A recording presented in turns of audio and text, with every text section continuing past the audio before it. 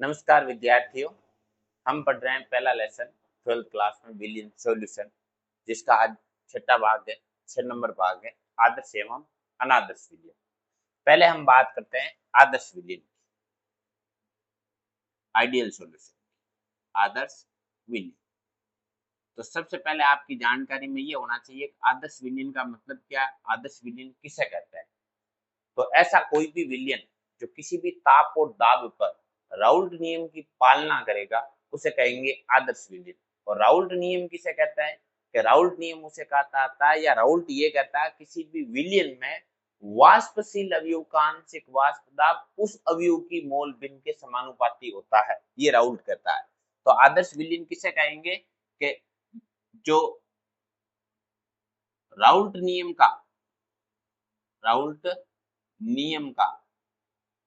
पालन करता है,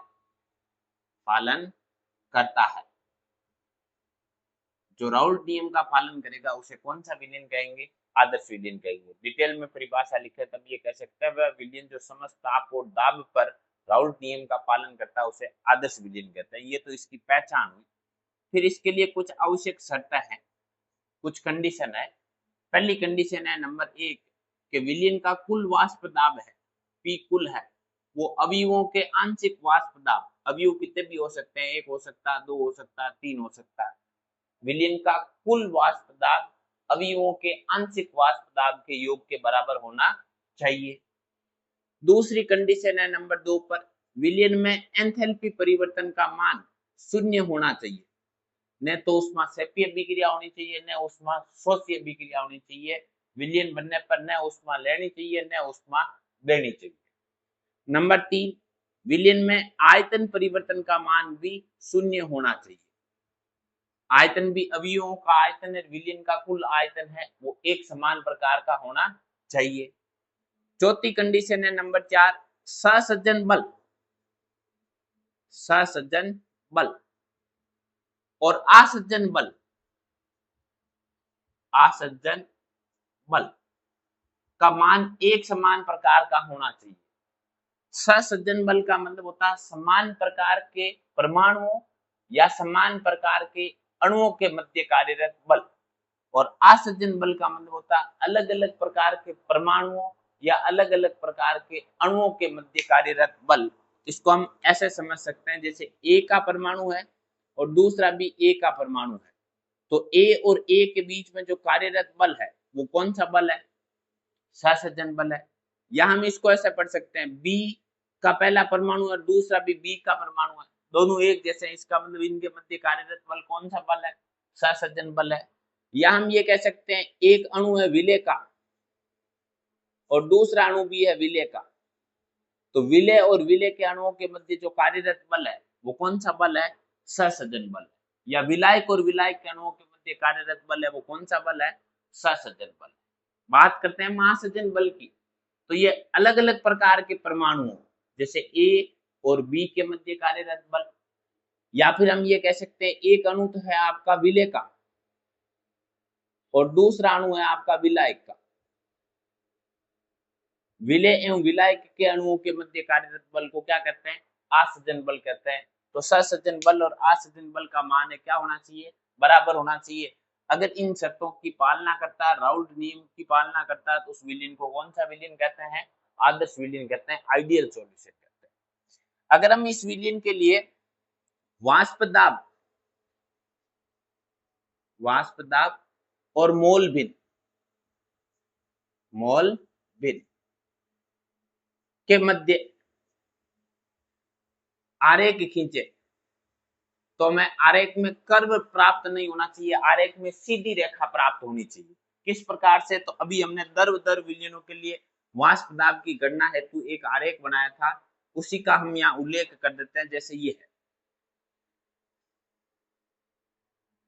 एक अक्ष पर ले लिया आपने वाष्प दाब, एक पर ले लिया आपने मोल भिन्न। जैसे यहाँ पर तो ले लिया आपने वाष्प दाब,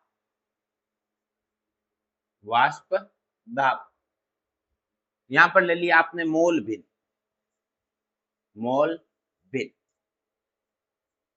यहाँ पर भी आपने ले लिया वाष्प दाब।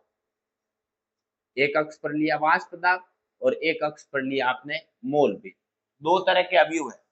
यहाँ x1 का मान 1 है तो x2 का मान आप जानते हो अवयवों की मोल बिन का योग होता है 1, तो x2 का मान होगा 0। यहाँ x2 का मान अवयव की दो की मोल बिन 1 है तो अवयव 1 की मोल बिन का योग कितना हो जाएगा 0। कहने का मतलब यह है कि इस ओर से इस ओर जाओगे तब तो x2 का मान बढ़ेगा, इस ओर आओगे तो x1 का मान बढ़ेगा, पहले अवयव की मोल बिन बढ़ेगी। हम जानते हैं कि P1 समानुपाती होता है x1 के, अवयव 1 का आंशिक वाष्प दाब उस अवयव की मोल बिन के समानुपाती होता है। अवयव 2 का आंशिक वाष्प दाब उस अवयव की मोल बिन के समानुपाती होता है। दोनों अवयवों की मोल बिन अवयवों के वाष्प दाब को जोड़ोगे तो वो विलयन का कुल वाष्प दाब हो जाएगा। अगर हम इनको प्रदर्शित करें तो इस प्रकार से कह सकते हैं कि P1 बराबर होता है P1 नोड x1, P2 बराबर होता है P2 नोड x2 जो राउल्ट ने कहा था। विलयन का कुल वाष्प दाब P कुल बराबर होता है P1 node plus x2 P2 node minus P1 node. ये तीनों ही समीकरण हो गए। ये दोनों समीकरण तो y बराबर mx प्रकार का है, ये y बराबर mx प्लस c प्रकार का है।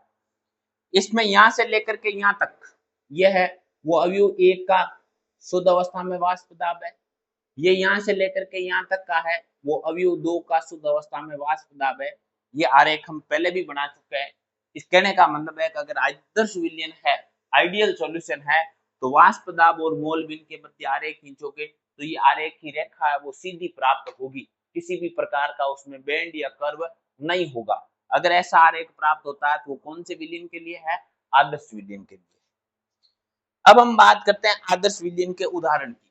कौन से ऐसे यौगिक है जो आदर्श विलयन को प्रदर्शित करते हैं, आदर्श विलयन के एग्जाम्पल, आदर्श विलयन के उदाहरण कौन कौन से विलयन है वो आदर्श विलयन होता है। तो जिनकी प्रकृति एक जैसी होती है उनको अगर मिश्रित करोगे तो उनसे बड़ा विलयन कौन सा विलयन कहलाता है, आदर्श विलयन। जैसे हम बात करते हैं नंबर 1 एल्किल हैलाइड की, इसकी बात करते हैं एल्किल हैलाइड की RX की। जैसे आपने लिया एथिल क्लोराइड और दूसरे में ले लिया एथिल ब्रोमाइड, हेलोजन को चेंज कर दिया, एक में Cl आ गया और एक में क्या आ गया Bf, या फिर एल्किल समूह में परिवर्तन कर देते हो, ये कर दिया। एक में आपने ले लिया एथिल क्लोराइड, एक में आपने ले लिया प्रोपिल क्लोराइड, हेलोजन समान है बट एल्किल समूह की संख्या बदल गई। या फिर नंबर 3 पर आपने ले लिया बेंजीन C6H6 और टॉलुइन C6H5CH3। फिर अगली बात करें तो आपने लिया एल्कोहल, एल्कोहल में ले लिया C2H5OH एथेनॉल और दूसरा ले लिया प्रोपेनॉल C3H7OH। अगर आप एरिल लो तो ये ले लिया आपने C6H5Cl और दूसरे में ले लिया C6H5Br। एरिल हैलाइड है बट हेलोजन की प्रकृति चेंज है। अगर दोनों एक जैसे यौगिक हुए, दोनों की नेचुरल एक जैसी हुई, प्रकृति एक जैसी हुई, तो उनके मिश्रण से जो विलयन बनता है वो विलयन कहलाएगा आदर्श विलयन। एक बार वापस देखना, महत्वपूर्ण प्रश्न है सारे टॉपिक। सबसे पहले आदर्श विलयन किसे कहते हैं, अगर परिभाषा पूछे तो आप कहोगे वह विलयन जो समस्त ताप और दाब पर राउल्ट नियम का पालन करता है वो आदर्श विलयन है। आदर्श विलयन के लिए आवश्यक शर्तें कौन कौन सी है, पहली शर्त है विलयन का कुल वाष्प दाब अवयवों के आंशिक वाष्प दाब के योग के बराबर होना चाहिए। दूसरी आवश्यक कंडीशन है कि उसमें एंथैल्पी परिवर्तन का मान शून्य होना चाहिए। तीसरी आवश्यक कंडीशन है उसमें आयतन परिवर्तन का मान शून्य होना चाहिए। चौथी आवश्यक कंडीशन है उसमें सहसंयोजन बल और असंयोजन बल का मान एक समान प्रकार का होना चाहिए। ये महत्वपूर्ण है, एग्जाम्पल से प्रश्न पूछा जाता है। ऐसे पूछा जाता है एथिल क्लोराइड और एथिल ब्रोमाइड का मिश्रण है वो आदर्श विलयन है, क्यों? तो उसका आप कारण दे सकते हो कि इसमें जो सहसंयोजन बल है असंयोजन बल है दोनों का मान एक जैसा है, दोनों का मान एक जैसा होने के कारण ये आइडियल सॉल्यूशन है। फिर पूछ ले आदर्श विलयन के लिए वाष्प दाब और मोल बिन के मध्य आरेख खींचोती है। आदर्श विलयन के लिए वाष्प दाब और मोल बिन के मध्य आरेख हुई, दर दर विलयन के लिए बिल्कुल सीधी रेखा प्राप्त होगी, किसी भी प्रकार का बेंड नहीं होगा। फिर पूछे आदर्श विलयन के उदाहरण, तो आदर्श विलयन के उदाहरण में अगर कोई भी दो यौगिक है जिनको आप मिश्रित करते हो, दोनों की प्रकृति एक जैसी होती है, तो उनसे जो विलयन बनेगा वो कौन सा विलयन होगा, आदर्श विलयन। ये तो हुआ आदर्श विलयन। अब हम देखते हैं अनादर्श विलयन। ये तो हुआ आदर्श विलयन। अब हम बात करते हैं अनादर्श विलयन की। नॉन आइडियल सॉल्यूशन अनादर्श विलयन किसे कहते हैं? नॉन आइडियल सॉल्यूशन अनादर्श विलयन। आदर्श विलयन के लिए कहा था जो राउल्ट नियम का पालन करता है वो कौन सा विलयन है? आदर्श। तो आप इसको कह सकते हो जो राउल्ट नियम का पालन नहीं करता है, या सरल शब्दों में ये भी कह सकते हो कि ये राउल्ट नियम का पालन नहीं करता है। ये राउल्ट नियम का पालन नहीं करता है, और जो भी समस्त ताप और दाब पर राउल्ट नियम का पालन नहीं करेगा वो नॉन आइडियल सॉल्यूशन कहलाता है। फिर इसके लिए देखते हैं आवश्यक कंडीशन, शर्तें कौन कौन सी है, इसमें क्या होता है, इसको अनादर्श विलयन क्यों पढ़ते हैं? क्योंकि इसमें विलयन का कुल वाष्प दाब है वो अवयवों के आंशिक वाष्प दाब के योग के तुल्य नहीं होता है। विलयन का कुल वाष्प दाब है अवयवों के आंशिक वाष्प के योग के बराबर नहीं होता है, या तो होगा ज्यादा या फिर होगा कम। दूसरा, विलयन में एंथैल्पी परिवर्तन का मान है वो शून्य नहीं होता है, या तो होगी ऊष्मा क्षेपीय अभिक्रिया या होगी ऊष्मा शोषी अभिक्रिया। नंबर 3, इसमें आयतन परिवर्तन का मान भी शून्य नहीं होता है, मीन्स अवयवों का आयतन और विलयन का कुल आयतन बराबर नहीं होता है। चौथी कंडीशन, इसमें सहसंजन बल और आसंजन बल का मान एक समान प्रकार का नहीं है, या तो सहसंजन बल ज्यादा होगा या आसंजन बल ज्यादा होगा।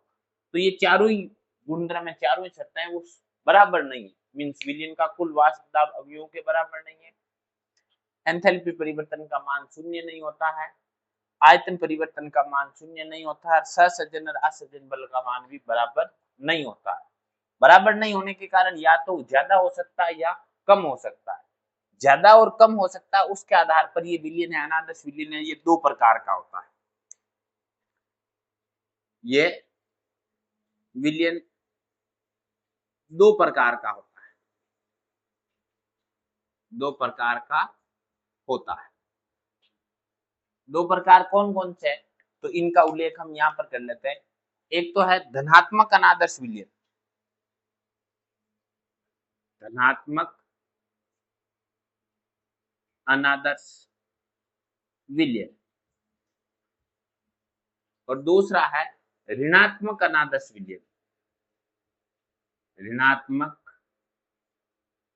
अनादर्श विलयन।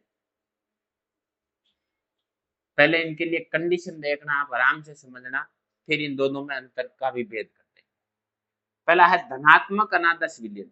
धनात्मक अनादर्श विलयन किसे कहेंगे कि पहली आवश्यक कंडीशन है, पहली शर्त में तो आप ये कह सकते हो विलयन का कुल वाष्प दाब है, पी कुल का मान है वो अवयवों के आंशिक वाष्प दाब के योग से अधिक होता है।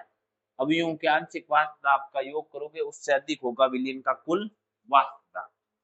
दूसरा, इसमें एंथैल्पी परिवर्तन का मान है वो धनात्मक प्राप्त होगा। इसमें आयतन परिवर्तन का मान है वो भी धनात्मक प्राप्त होगा। कैसा प्राप्त होगा? धनात्मक प्राप्त होगा। और इसमें सहसंजन बल का मान है, सहसंजन बल है उसका मान आसंजन बल से अधिक होगा। सहसंजन बल का मान है वो आसंजन बल से अधिक होता है। अगर ऐसा कोई है तो वो धनात्मक अनादर्श विलयन को प्रदर्शित करेगा। पहली कंडीशन है विलयन का कुल वाष्प दाब अवयवों के आंशिक वाष्प दाब के योग से अधिक होगा। नंबर 2, एंथैल्पी परिवर्तन का मान धनात्मक होता है। नंबर 3, आयतन परिवर्तन का मान भी धनात्मक होता है। नंबर 4, सहसंजन बल का मान आसंजन बल से अधिक होता है। अब इसके लिए हम उदाहरण देखें, एग्जाम्पल देखें, तो आप ये कह सकते हो इसके उदाहरण के तौर पर, पहला उदाहरण ले लिया आपने एल्कोहल का जलीय विलयन। एल्कोहल में कोई भी एल्कोहल ले लिया, उसका कौन सा विलयन? जलीय विलयन। एल्कोहल का जलीय विलयन धनात्मक अनादर्श विलयन को प्रदर्शित करता है। दूसरा उदाहरण ले लिया आपने एसीटोन का जलीय विलयन। एसीटोन का जलीय विलीन किसको प्रदर्शित करता है? धनात्मक अनादर्श विलीन को प्रदर्शित करता है। अब बात करते हैं ऋणात्मक अनादर्श विलीन की। ऋणात्मक अनादर्श विलीन में क्या होगा? तो पहली कंडीशन में कह सकते हो नंबर 1, इसमें विलीन का कुल वाष्प दाब है अवयवों के आंशिक वाष्प दाब के योग से क्या होगा? कम होगा। नंबर 2 कह सकते हो कि विलीन में एंथैल्पी परिवर्तन का मान है वो किस में प्राप्त होगा? ऋणात्मक प्राप्त होगा।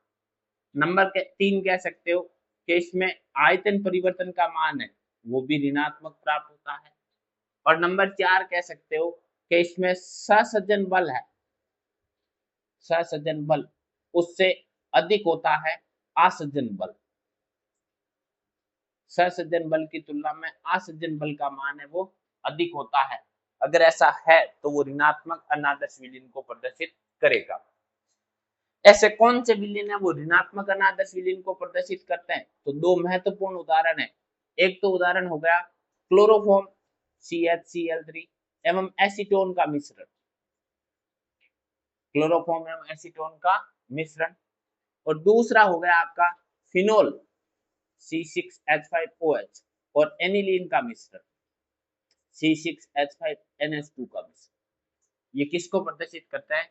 ऋणात्मक अनादर्श विलीन को प्रदर्शित करता है। अब इसके बाद में अगर इनके लिए दोनों के लिए एक धनात्मक एक ऋणात्मक है, इनके लिए हम अगर बात करें वाष्प दाब और मोल भिन्न के मध्य आरेख, मोल भिन्न के मध्य आरेख, वाष्प दाब और मोल भिन्न के मध्य अगर हम आरेख खींचे तो एक तो विलीन है धनात्मक और दूसरा विलीन है ऋणात्मक।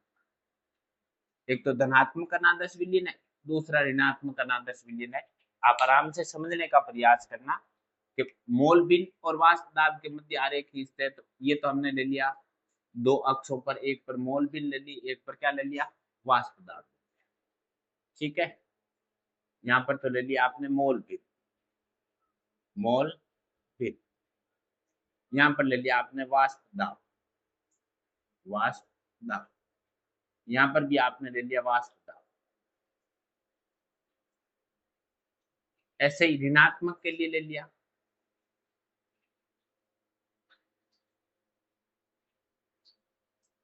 यहाँ पर तो ले लिया आपने मोल भिन्न,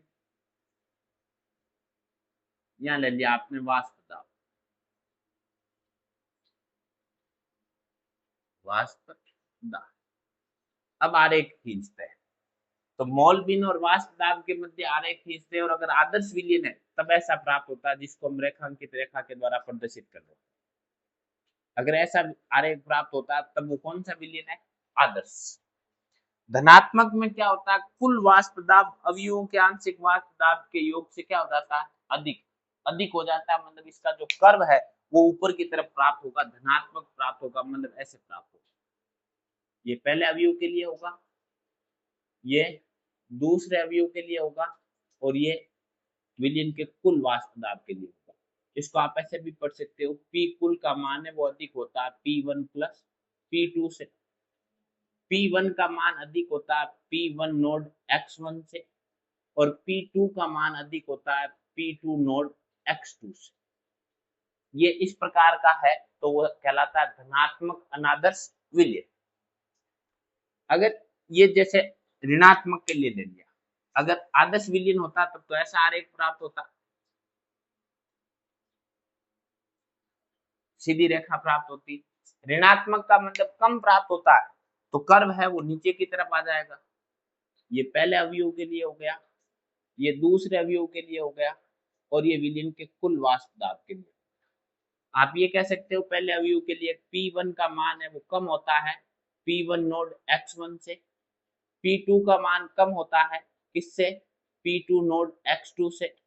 विलीन का कुल वाष्प दाब कम होता है P1 प्लस P2 से। अगर ऐसा विलीन प्राप्त होता है वो ऋणात्मक अनादर्श है,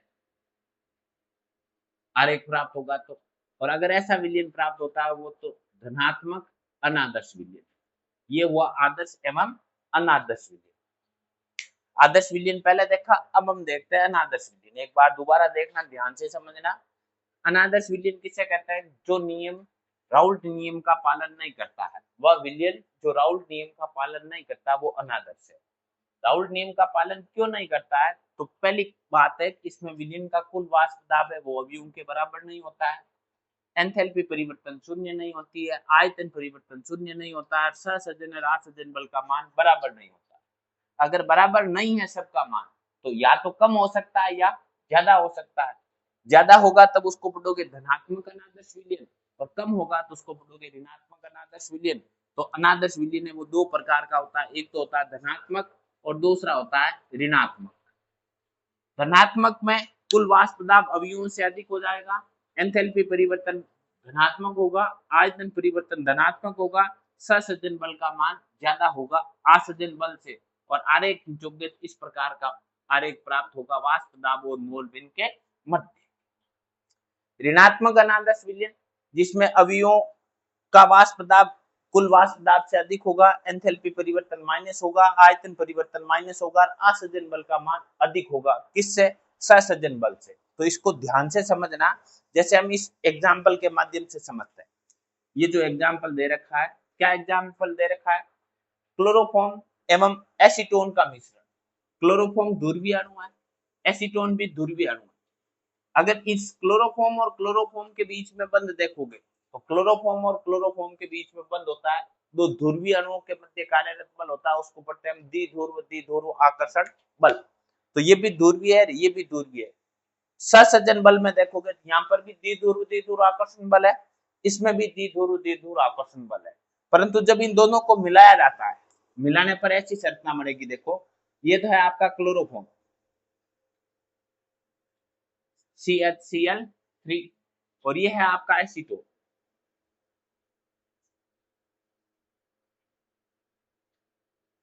CH3COCH3। ये तो है क्लोरोफॉर्म और ये है एसीटोन। ये देखो H के पास जब O आता है तो अंतराणविक क्रिया करके यहाँ पर बंध बना लेता है, इस बंध का नाम क्या हो जाएगा? हाइड्रोजन। और ये हाइड्रोजन बंध कौन सा बल है? आसंजन बल। तो आसंजन बल है वो सहसंजन बल की तुलना में क्या हो गया? अधिक हो गया। और आसंजन बल अधिक होने के कारण ये कौन सा विलयन है? ऋणात्मक अनादर्श विलयन है। ऐसा पूछा जाता है क्लोरोफॉर्म में एसीटोन का विलयन ऋणात्मक अनादर्श प्रवृत्ति का होता है, क्यों? तो उसका कारण है क्योंकि इसमें सहसंजन बल की तुलना में आसंजन बल का मान अधिक होता है, क्योंकि सहसंजन बल के रूप में द्विध्रुव आकर्षण बल प्रयुक्त होता है, जबकि आसंजन बल के रूप में अंतराणु हाइड्रोजन बंध प्रयुक्त होता है, जो सहसंजन बल की तुलना में प्रबल होता है। ये हुआ आदर्श एवं अनादर्श विलयन। अनादर्श में धनात्मक और ऋणात्मक अनादर्श विलयन। एग्जाम में प्रश्न किस प्रकार से आता है? या तो पूछा जाता है आदर्श एवं अनादर्श विलयन में अंतर बताओ, या पूछते हैं धनात्मक एवं ऋणात्मक अनादर्श विलयन में अंतर बताओ, या आदर्श एवं अनादर्श विलयन के लिए वाष्प दाब और मोल बिंदु के मध्य आरेख खींचो, या इसका कोई एग्जाम्पल दे रखा होगा। जैसे ये दे दिया जो सबसे ज्यादा एग्जाम में पूछा गया प्रश्न है, क्लोरोफॉर्म एवं एसीटोन का मिश्रण ऋणात्मक अनादर्श प्रवृत्ति का होता है, क्यों? या फिर ये पूछ ले एल्कोहल का जलीय विलयन धनात्मक अनादर्श प्रवृत्ति का होता है, क्यों? या एल्किल हैलाइड और एल्किल हैलाइड का मिश्रण आदर्श प्रवृत्ति का होता है, क्यों? तो उनका आंसर आप इन शर्तों के आधार पर दे सकते हो, और मोटे तौर पर आप उसमें बंध बता सकते हो आराम से। आसंजन बल कौन सा है, सहसंजन बल कौन सा है, बल की प्रकृति के आधार पर उनका विभाजन कर सकते हो। ये तो हुआ आदर्श एवं अनादर्श विलयन। अब हम आगे बात करते हैं स्थिर क्वाथी मिश्रण। अभी हमने देखा आदर्श एवं अनादर्श विलयन, अब हम बात करते हैं स्थिर क्वाथी मिश्रण की। जैसा नाम से स्पष्ट है, देखो स्थिर का मतलब नियत फिक्स, क्वाथी का मतलब क्वोथनांक, और मिश्रण का मतलब दो या दो से अधिक घटकों को आपस में संयोजित किया जाता है तब मिश्रण बनता है। तो अगर कोई विलयन या मिश्रण है जो एक स्थिर तापमान पर उबलता है, ऐसा कोई मिश्रण जो एक नियत तापमान पर उबलता है और उसका संगठन परिवर्तित नहीं होता है, उसको पढ़ते हैं स्थिर क्वाथी मिश्रण। इससे संबंधित एक नंबर का प्रश्न पहला ये बनता है, स्थिर क्वाथी मिश्रण किसे कहते हैं? तो दो कंडीशन है, देखो कोई भी मिश्रण जो एक निश्चित तापमान पर उबलता है, एक तो उसका बॉइलिंग पॉइंट फिक्स होता है और दूसरा उसके संगठन में कोई परिवर्तन नहीं होता, जैसा उसका संगठन अणुसूत्र द्रव प्रावस्था में वैसा ही उसका अणुसूत्र वाष्प प्रावस्था में होगा, तब हम उसको पढ़ेंगे स्थिर क्वाथी मिश्रण। परिभाषा के तौर पर आप ये कह सकते हो कि वह मिश्रण जो एक निश्चित ताप पर उबलता है तथा उसका संगठन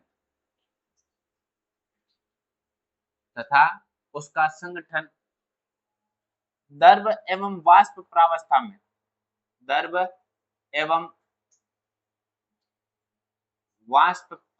में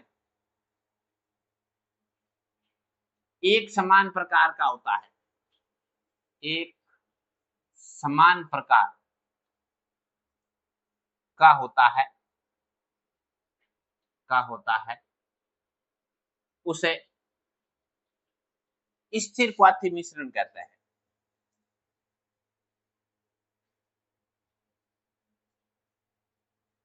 उसे स्थिर क्वाथी मिश्रण कहते हैं। ये हुई परिभाषा, महत्वपूर्ण है, 1 नंबर का प्रश्न पूछता है। वह मिश्रण जो एक निश्चित तापमान पर उबलता है, एक तो उसका बॉइलिंग पॉइंट फिक्स होता है, निश्चित तापमान पर उबलता है, और दूसरा उसका द्रव एवं वाष्प प्रावस्था में संगठन है वो एक समान प्रकार का होता है। उसका संगठन है वो द्रव एवं वाष्प प्रावस्था में क्या होता है, समान प्रकार का होता है, उसे पढ़ते हैं स्थिर क्वाथी मिश्रण। अगर ये इनका बॉइलिंग पॉइंट एक समान प्रकार का होता है, फिक्स तापमान पर उबलता है, तो इसको आप ये भी कह सकते हो, एक महत्वपूर्ण पॉइंट है, इसको आप प्रभाजी आसवन के द्वारा पृथक नहीं कर सकते हो। प्रभाजी आसवन का मतलब होता है उस मिश्रण का पृथक्करण जिनके बॉइलिंग पॉइंट में पर्याप्त अंतर होता है, तो आपको इस मिश्रण को प्रभाजी आसवन के द्वारा पृथक नहीं कर सकते। इसको मींस स्थिर क्वाथी मिश्रण को प्रभाजी आसवन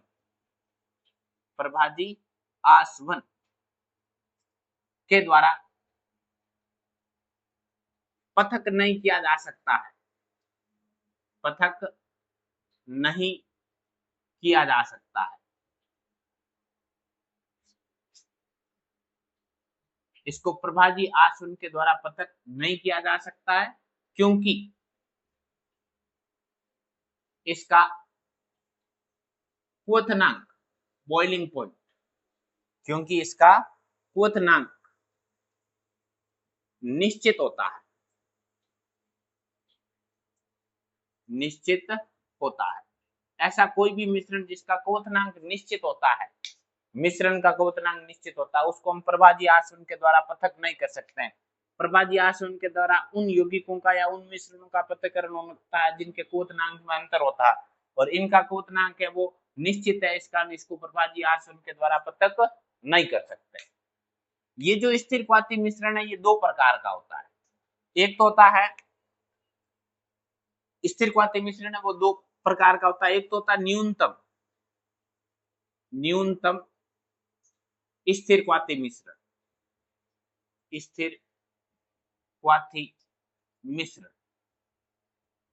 और एक होता है अधिकतम स्थिर क्वाथी मिश्रण।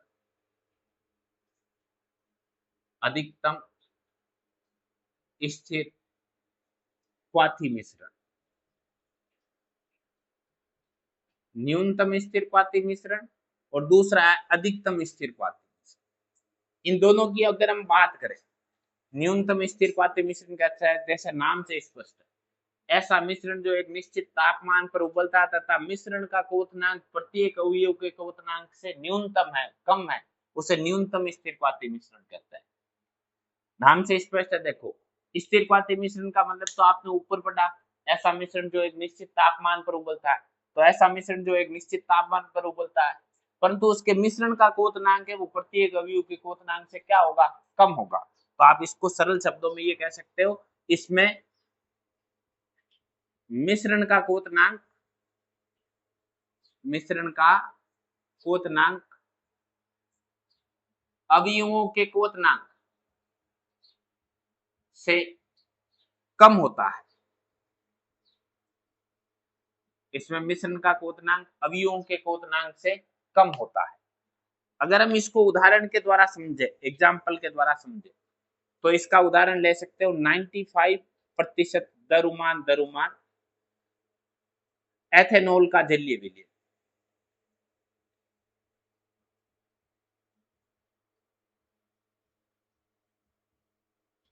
%95 एथेनॉल का जलीय विलयन।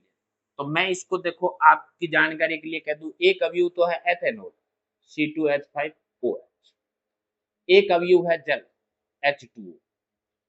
ठीक है, ये तो है आपका मिश्रण के अवयव, जो मिश्रण में अवयव दे रखे वो अवयव। अगर इन दोनों अवयवों को दो अलग अलग, एथेनॉल को अलग बीकर में लेते हैं, जल को अलग बीकर में लेते हैं, गर्म करते हैं, मीन्स आपने देखा अवयव का क्वोथनांक, अवयवों का क्वोथनांक।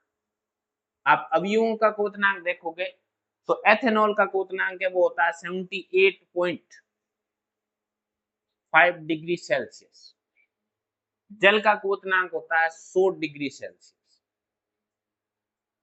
अगर आप इसको मिला लेते हो और मिश्रण बना लेते हो और देखते हो मिश्रण का क्वोथनांक, मिश्रण का क्वोथनांक, अवयव देखे दो अवयव है एथेनॉल और जल, एथेनॉल को गर्म अलग करोगे तो 78.5, जल को गर्म अलग करोगे तो 100 डिग्री सेल्सियस, दोनों को मिला लोगे, मिश्रण कर लोगे और उस मिश्रण का क्वोथनांक देखोगे तो वो होगा 78 डिग्री सेल्सियस। अब ये देखो, ये जो बॉइलिंग पॉइंट हमें प्राप्त हुआ ये इस अवयव से भी कम है, इस अवयव से भी कम है, कम है मतलब न्यूनतम है। तो मिश्रण का क्वोथनांक, मिश्रण का क्वोथनांक दोनों अवयवों के क्वोथनांक से कम होता है और संगठन नियत रहता है, उसे कहते हैं न्यूनतम स्थिरपाती मिश्रण। और जो न्यूनतम स्थिरपाती मिश्रण होता है वो अधिकतम वाष्पदाबी होता है, मींस धनात्मक अनादर्श विलयन प्रदर्शित करता है, वो न्यूनतम स्थिरपाती मिश्रण होगा। जिसका क्वोथनांक नियत कम होगा उसका वाष्पदाब अधिक होगा। बात करते हैं अधिकतम स्थिरपाती मिश्रण की, तो न्यूनतम स्थिरपाती मिश्रण में मिश्रण का क्वोथनांक अवयवों के क्वोथनांक से क्या होता है, कम होता है, और यहाँ मिश्रण का क्वोथनांक है वो अवयवों के क्वोथनांक से क्या होगा, अधिक होगा। इसमें मिश्रण का क्वोथनांक, मिश्रण का क्वोथनांक अवयवों के क्वोथनांक से अधिक होता है, अधिक होता है।